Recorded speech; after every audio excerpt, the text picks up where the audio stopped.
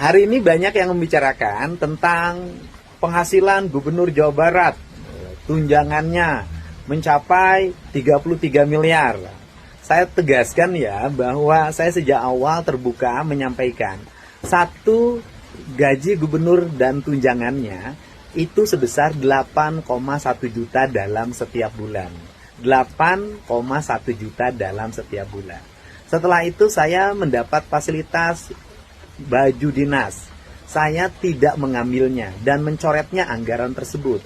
Jadi baju dinas Gubernur Jawa Barat itu tidak ada. Bajunya beli sendiri karena saya bukan yatim piatu. Kemudian mobil dinas saya tidak mengambilnya.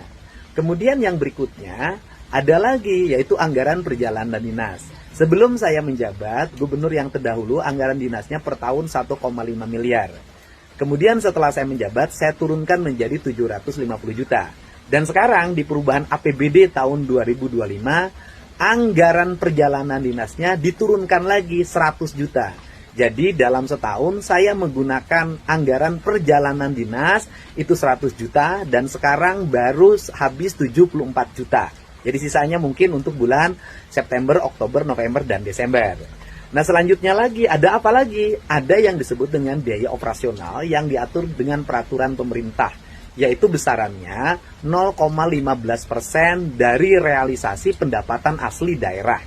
Nah diperkirakan APBD Provinsi Jawa Barat 15% realisasi pendapatan asli daerah itu sekitar 28 miliar. Dari 28 miliar itu dibagi dua. Gubernur dan wakil gubernur. Gubernur 75%, wakil gubernur 25%. Maka jatuhnya yang saya peroleh adalah 21 miliar 600 juta rupiah per tahun. Dan kemudian anggaran itu digunakan untuk apa? Anggaran itu saya gunakan semuanya untuk belanja kepentingan rakyat. Satu, ada orang sakit di rumah sakit, saya bayarin.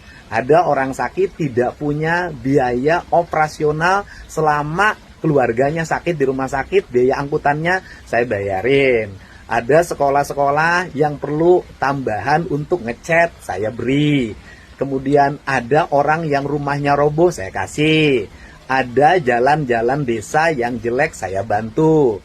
Ada jembatan gantung yang roboh, saya bangunkan. Dan berbagai kegiatan sosial lainnya yang dalam setiap waktu saya lakukan. Dan setiap hari juga ada antrian orang yang antri ke Lembur Pakuan. Nah, biaya operasional ini semuanya diperuntukkan untuk kepentingan masyarakat. Tidak saya mengambilnya untuk kepentingan pribadi saya. Nah, selanjutnya, apakah Kang Deddy bersedia biaya operasionalnya dihapus? Saya nyatakan saya bersedia. Biaya operasional saya dihapus. Tetapi yang menjadi masalah kalau biaya operasional dihapus, maka nanti masyarakat atau berbagai kalangan yang menemui gubernur, yang meminta bantuan kepada gubernur karena berbagai peristiwa yang dialaminya secara mendadak dan belum teranggarkan di APBD-nya, nanti akan mengalami hambatan. Karena apa?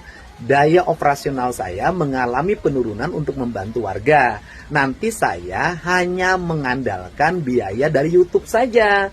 Dan itu akan merugikan banyak pihak.